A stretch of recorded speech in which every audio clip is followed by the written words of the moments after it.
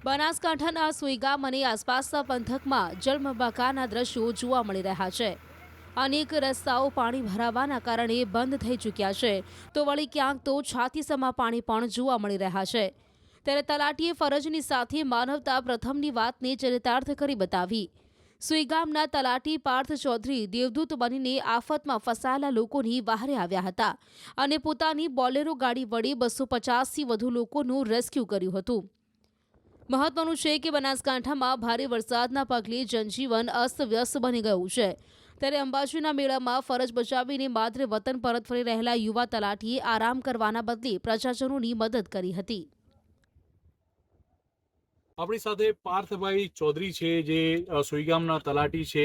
સીધી વાત કરશું તેમના જોડે। પાર્થભાઈ, કેવો હાલ અત્યારે સુઈગામની શું હાલત? હાલત તો બહુ ખરાબ છે।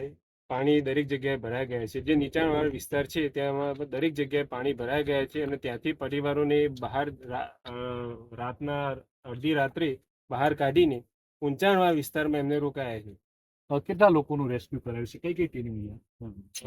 એસડીઆરએફ, એનડીઆરએફ અને લોકલ પબ્લિકનો પણ પૂરેપૂરો સપોર્ટ રહ્યો છે અને પ્રોપર સુઈ ગામના અંદર મેં 200 થી 250 પરિવારનો રેસ્ક્યુ કરીને ઊંચાણવાળા વિસ્તારમાં નસીબ કર્યા છે।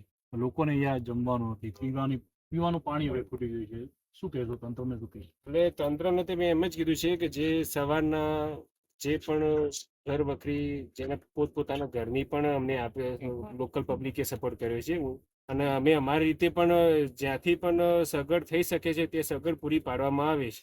જીવના જોખમે તમે આ ગાડી લઈને ફરી રહ્યા છો। મેં અત્યારે જોઈ હતી ગાડી, પાણી આ ગાડી ઉપર આવી ગયું છતાં ફરી રહ્યા છો, જીવનો જોખમ। એ તો સર હવે અમારો તો એવી ફરજ છે એટલે ફરવું તો પડશે જ ને। એટલે અને અમે હાલ પણ ત્યાં અહીંયા શિવનગરમાં જે પાણી છેક છાતી સુધી પાણી છે ત્યાં હાલ જઈ રહ્યા છે અને ત્યાં પણ પાણીનો નિકાલ થાય એ માટેનો ત્યાં જગ્યા પર નિકાલ કરવા માટે જઈ રહ્યા છે। અંબાજીથી તમે ક્યારે આવ્યા? ત્યાં કેટલા સમયથી સ્ટેન્ડ બાય છે? અંબાજીથી કાલે જ અહીંયા આવી ગયા। અંબાજીનો જ્યારે ડ્યુટી પૂરી થઈ અને કાલે જ અહીંયા આવી ગયા। પરિસ્થિતિ કેટલા વાગે કાલે ખરાબ થઈ હતી? પરિસ્થિતિ તો પરમ દિવસથી વરસાદ તો ફૂલ ચાલે છે, પણ કાલે રાત્રે બહુ વધારે પડતો વરસાદ વરસી ગયો છે એટલે ત્યાંથી કાલ રાત્રેથી પરિસ્થિતિ થોડી વધારે ખરાબ થઈ છે। અત્યારે જો તળાવ ભરાય છે, ઓવરફ્લો થાય તો શું કરશે?